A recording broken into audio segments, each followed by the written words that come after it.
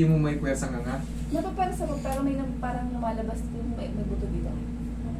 Sumasakit po siya. Masakit yun dito pag nagsasakit. Okay. Ganito po ang mangyayari dyan. Ibig sabihin po niyan, kaya bumubukol dito, lumalabas po yung tinatawag nating condyle. Ito po, ay sorry. Ayan, yung bibig natin. Pag gumanga ka, gumaganyan.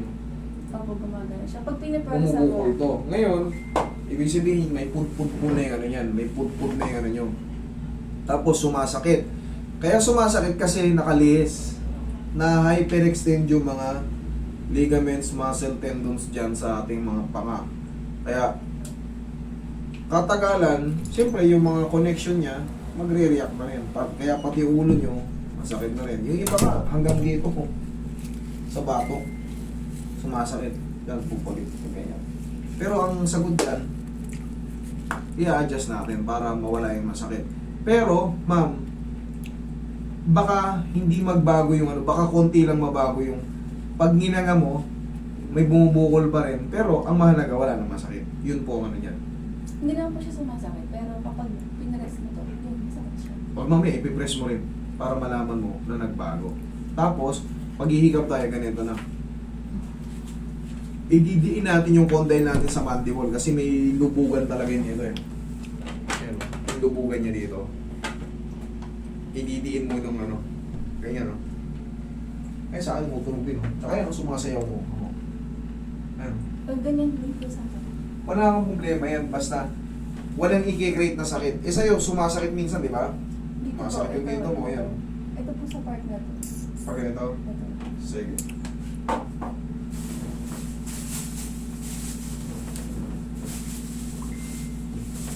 Tingnan nga. Sara. Okay. Umili ko talaga. Ha? Umili ko. Nakalimit. Sige, nga nga ulit. Sara. Okay, higa kang patagilid mo.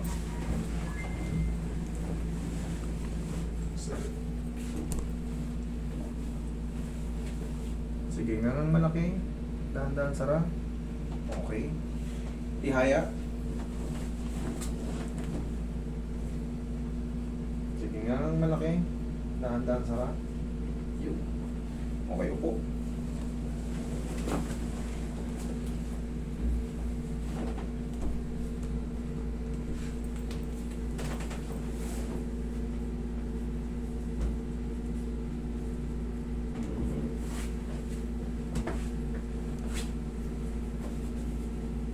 Basta. Wala lahat ng sakit mo.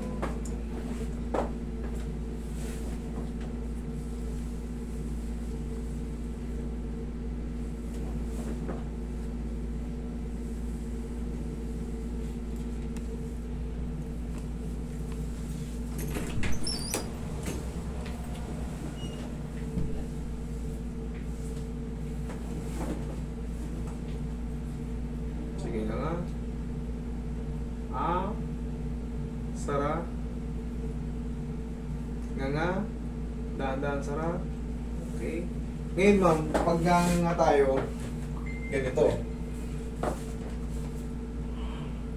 Kahit humikab ka ng malaki, basta tatandaan nyo ganito. Hindi yan sasakit. Pati yan dyan, hindi yan sasakit. Mamasas ko lang.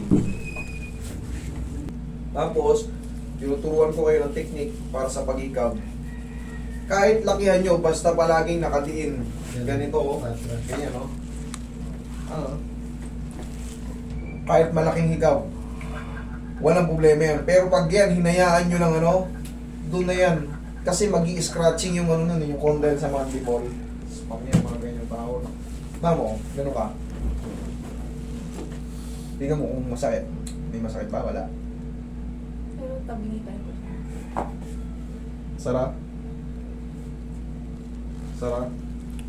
Meron po talaga siyang ano, honestly, meron po talaga siyang ini-extend niya to.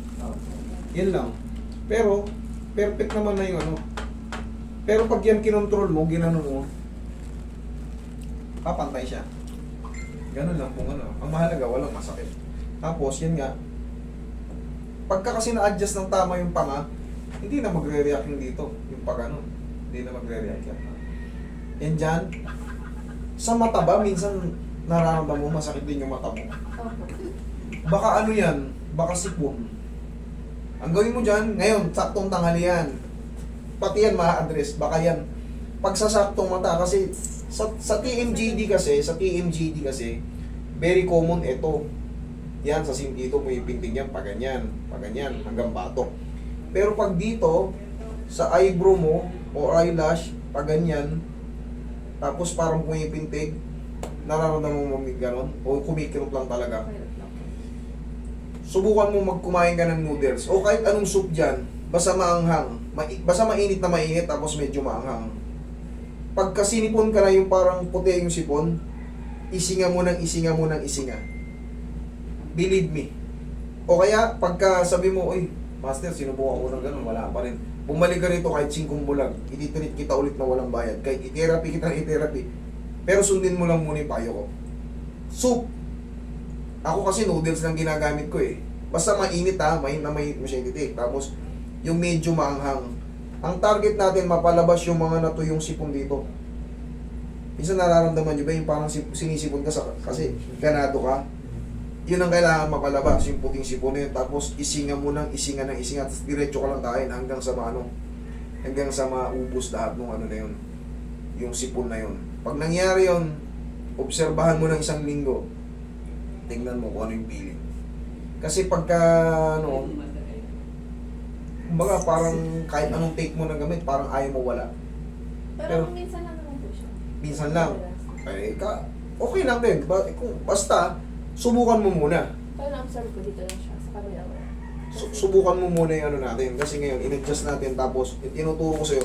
Actually, walang proven na ano yun, na medical ano. Sa akin kasi, based on my own experience, yung tinuturo ko. Kasi yun ang nakapag-suit, yun ang nakapag-fix ng problema ko. Ganun yung sa akin dati. Dito sa mata ko. Pag ano. Tapos migraine. Yun lang. Hanggang ngayon, wala na eh. Ma'am, okay naman, walang masakit kahit nabago yung ano. Kasi tinulak natin. Pag ganyan yung ano mo, yung semi ano, okay naman. Pero tingnan mo. pagbalik mo medyo bumagay. Balik mo. Yan, medyo okay. Okay. O yan, malaki na nga mo, okay naman. Huwag mo lang i-extend out ng todo-todo. Pag in-extend ko siya, may lalabas pa rin ko dito. Ayun. Kasi nga pupud-pud na po siya. Mahirap i-adjust yung pudpud. Pero wala yan, ano mo. Wala yan, basta walang pain. Okay, o. Yan, laki o. O. Ikaw naman makakaramdam yan eh. Okay na. O. Hindi ka talaga Sige. na